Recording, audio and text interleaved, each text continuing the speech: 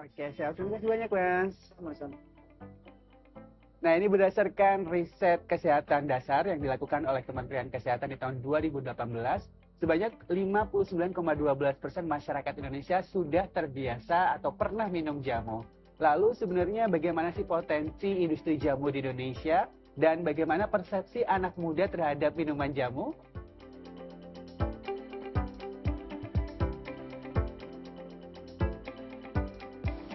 Kalau persepsi dari aku sendiri, seperti yang aku lihat, anak muda itu udah mulai jarang gitu ya untuk, minum jamu. Karena mungkin dari kecil kita dikenalkan tuh jamu itu sebagai obat gitu kan. Kalau misalnya kita lagi sakit, dikasih sama orang tua kita itu sebagai obat. Oke, kalau dari saya sendiri sebenarnya sering dengar itu jamu sebagai obat dan juga tentunya mungkin pahit. Cuman karena memang mungkin saya dari kecil itu sudah beberapa kali dicekokin lah ya mungkin sama orang tua saya. Jadi di masa sekarang ini saya cukup terbiasa untuk minum jamu. Berbeda dengan industri minuman kopi, teh, dan coklat, jamu seperti berada satu langkah di belakang. Stigma terkait jamu sebagai minuman yang pahit dan hanya diminum saat sakit masih menjadi faktor penghambat berkembangnya industri jamu. Pendekatan yang menempatkan jamu sebagai minuman obat membuat masyarakat, khususnya anak muda, enggan mengkonsumsi jamu dalam keseharian mereka. Padahal beberapa jenis jamu aman dikonsumsi setiap hari. Contohnya kunyit asam, beras kencur, dan temulawak atau wedang jahe. Racikan jamu yang lebih ringan kini banyak diproduksi dan dikemas sebagai produk minuman kekinian. Beberapa kedai yang khusus menjajakan jamu juga mulai bermunculan. Gabungan Pengusaha Jamu dan Obat Tradisional atau GP Jamu mendata, saat ini ada sekitar 200 UMKM yang memproduksi jamu kekinian. Namun pengembangannya masih terbatas.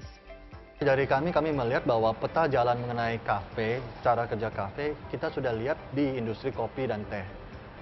Di mana ketika pelanggan masuk ke suatu kafe, wah dihadirkan dengan berbagai varian biji kopi. Varian dari Gayo, Kintamani, Toraja. Gitu. Kenapa tidak kedai jamu mengeksplorasi, ini aku ada kunyit dari Gayo loh. Aku ada kunyit dari Toraja. Aku ada kunyit dari Bali. Cita rasanya berbeda. Joni berpendapat tren gaya hidup sehat yang sedang diminati anak muda di perkotaan membuka peluang usaha jamu kekinian. Jamu bisa menjadi alternatif saat anak muda mulai bosan dengan kopi, teh, atau coklat. Hal tersebut juga yang diyakini Agnes Sukenti Niken, seorang dokter yang kini beralih fokus mengembangkan UMKM jamu kekinian. Niken mulai merintis usaha jamu yang diberi nama Ink Pawon ini sejak 2018. Usahanya semakin memiliki banyak pelanggan sejak pandemi COVID-19.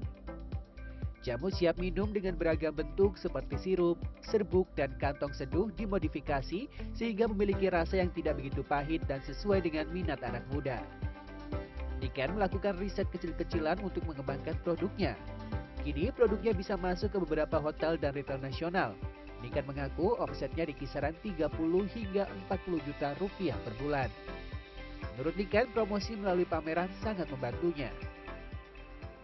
Brilliant Trainer itu saya ikut tahun 2022 dan 2023 gitu. Nah, jadi sangat penting pameran, Mas. Kenapa? Pertama adalah untuk branding. UKM itu perlu banget branding karena kita nggak punya modal untuk promosi kan. Jadi kita promosinya itu biasanya lewat pameran.